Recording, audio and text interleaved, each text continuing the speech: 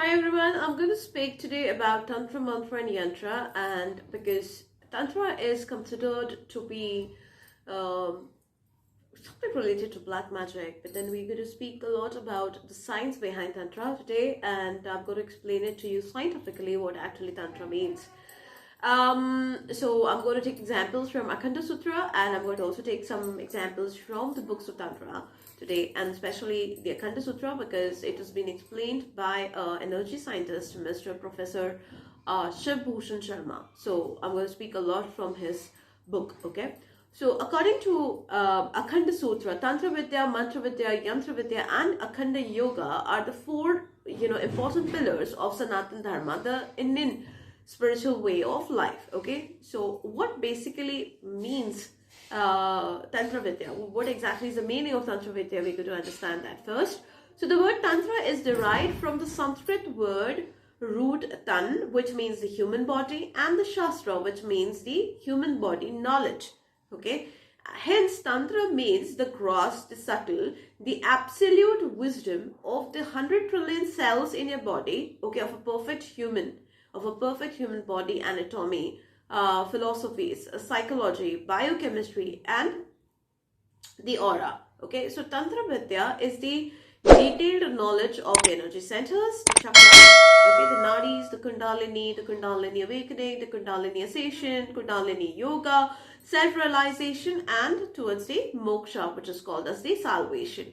Okay, so what is basically chakras? So according to chakra Nirupana and ancient Indian book of Tantra, there are 7 major chakras as we are already aware of, which is called as Muladhara, Swadhisthana, Nabhi, Anahata, Vishuddhi, Ajna and Sahasrara. But according to Akhand Sutra, there are 10 major chakras which we are going to have a discussion about. Okay, they are associated with the 10 major ganglia of the autonomic nervous system and the 10 major endocrine glands of the body. Okay, the first is the Muladhara chakra, which is the power of 4 petals. So we are going to understand a little bit about the Muladhara chakra, which is associated with the pelvis. So it is associated with the ganglion impar, okay, where 2 of the paravertebral chains of the sympathetic nervous systems, they are meeting, okay, and the endocrine gland in the pubic region. So Kundalini, it sleeps here in the center and is responsible for the integrated health and well-being of a person. So it is also associated with the first shelf of the body, which is called as the Annamaya Kosha, which is made for food. Okay, this is the first chakra. The second is the Swadhisthana chakra, which is made with 6 petals, also called the sacral area, and the center is associated with the reproductive organs and is responsible for reproductive health. So Kundalini goes to the Swadhi, which is own, and the Sthana, which is the center chakra, the first after awakening, okay, from the sleep. So it is primarily associated with the sacral, parasympathetic nervous system, and the shelf made of the vital breath, which is the pranayama kosha aura, okay, around the physical body, and it is about 5 centimeters in size. Moving to the Nabhi chakra, which is made with 10 petals, or the lumbar vertebrae. Okay, so it is primarily associated with the adrenal gland and the sympathetic nervous system and is responsible for the emotional well-being of a person. It is associated with the emotional body and is an integrated part of the pranayama kosha. Manipura chakra, which is made with 10 petals, lumbar vertebrae again, and it is associated with the pancreas. The integrated autonomic nervous system or is also called as the Manomaya Kosha, the shelf of the concrete mind, wherein you get stability. Okay, the Anahata chakra now. The Anahata chakra is made with 12 petals, the chest area. It is associated with the heart and the lungs. Okay, the integrated automatic nervous system, which is called as the Manomoya Kosha. Okay, the concrete and the compassionate mind. Now the next is the Vishuddhi chakra, which is made with 16 petals, the throat basically, and it is associated with the thyroid, the parathyroid, and the vocal expressions. The moving to the next chakra, which is the Ajna chakra, which is made with 28 petals. and it lies between the eyebrows. Okay, so it is associated with the brain, stern, and the pituitary, and is responsible for the constant maintenance of the internal environment of the body.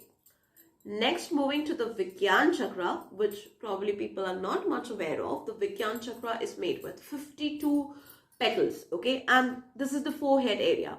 So this is primarily associated with the hypothalamus, the maintenance of the internal environment of the body, and the Vigyanmaya kosha, the intellectual mind, which is called the buddhi.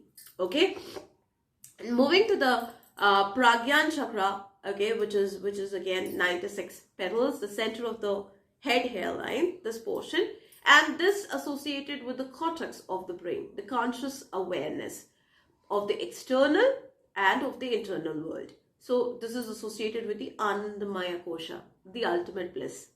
Okay, moving to the next most important chakra, which is called as the Sahasrara chakra, which is made with 1,000 to 10,000 total petals, which is at the top of the head, and this is primarily associated with the 3 outer layers of the neocortex of the brain. Okay, and this chakra acts as an antenna of the direct knowledge of the universal consciousness. Moving to the next most important part is the nadis. The nadis, as we know about Ida, Pingla, and Sushumna, there are more than 72,000 nadis in our body. These subtle channels, they connect with a particular set of chakras. The Kundalini, moving to what is Kundalini? The Kundalini is a mysterious divine force and is also called as the indwelling soul or the Antaratma. Okay, we've heard people saying Antaratma, so that is what is Kundalini. Kundalini is awake during the waking hours and goes back to sleep in the Muladhara chakra. So what is Kundalini awakening? For spiritual evolution, Kundalini awakening with specific techniques is recommended by different schools of Tantra. We are already aware of that, right? So what do we understand by Kundalini ascension? The activation and awakening of a Kundalini or the session of the Kundalini, leading to the activation and integration of the 10 major chakras in the body. Okay, it can be in the form of the external route. Now, what is the external route? The sleeping Kundalini from Muladhara can ascend to the Sahasrara chakra through the external route of the aura, which is called as the Pranayama kosha. Okay, this ascension can be temporary and Kundalini comes back after a while. Okay, now what is Kundalini yoga?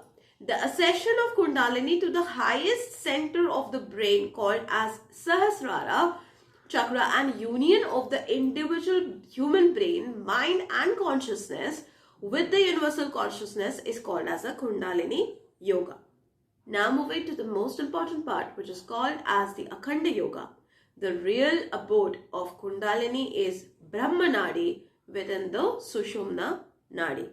When we move to the essence of these nadis, and we will also learn and understand the different seeds or the sound of each of these chakras in the next video.